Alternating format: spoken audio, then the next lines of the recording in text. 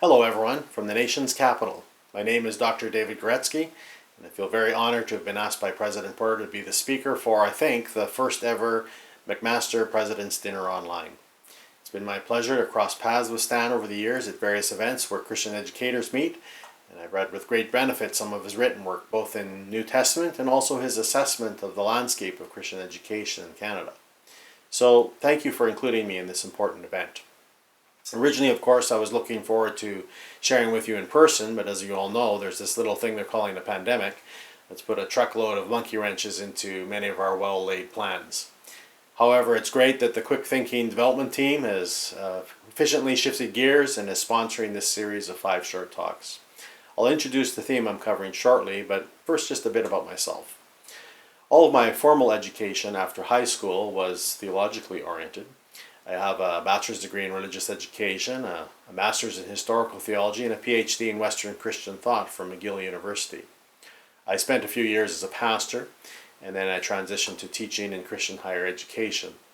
I taught theology at Briarcrest College and Seminary in Saskatchewan for 24 years and served as academic dean of the college and later dean of the seminary.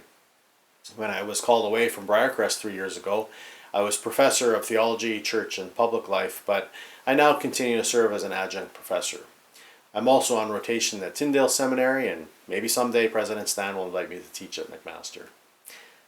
I had been planning to retire at Briarcrest, but after serving on the Evangelical Fellowship of Canada's national board for 9 years, the Lord gave my wife and I a clear calling to join the EFC staff in 2017.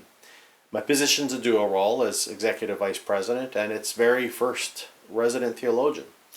As you can imagine, the transition from Saskatchewan to Ottawa has been somewhat jarring, but really it's been a great joy for me. Over the years, I've done a lot of teaching and writing on the church, but specifically I've worked a lot on the topic of political theology. Currently, I'm working on my 4th book, which will be a theological exploration of Romans 13, 1-7, a key text that speaks to the church's relationship to the governing authorities. It's been fascinating for me to think about these texts in my day-to-day work.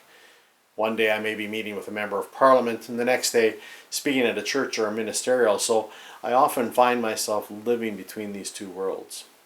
Living in the center of Canada's political power has really challenged me to think carefully about how the church fits into our current society. When I was asked to address you, I thought and prayed about what I'd like to speak about, and I've decided to unpack an important little text from 1 Peter chapter 2, 17. Let me read it to you.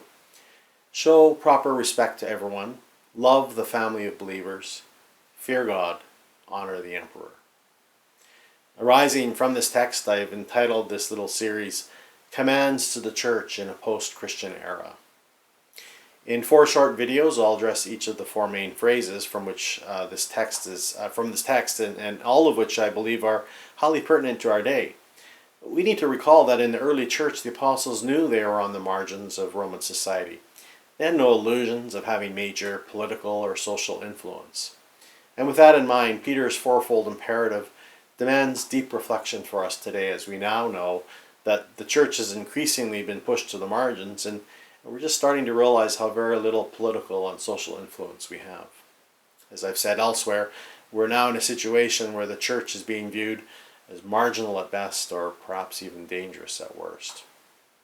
After these 4 reflections, I'll wrap up with a 5th and make some observations as to how I think theological education continues to be so crucial for preparation, not only of church leaders, but also of lay people serving in the public marketplace.